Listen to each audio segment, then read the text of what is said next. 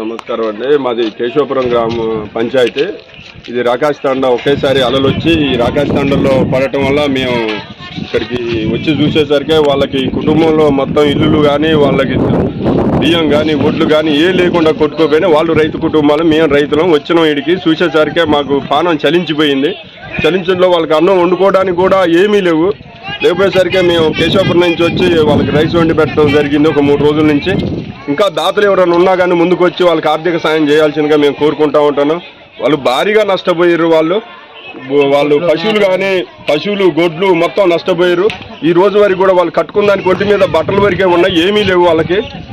మిగతా ఇంకోటి ఏంటంటే వాళ్ళకి వ్యవసాయాలు భూములు కూడా ఇప్పుడు పండించుకునే పరిస్థితి లేదు. 4-5 సంవత్సరాల దాకా పండించుకునే పరిస్థితి లేదు.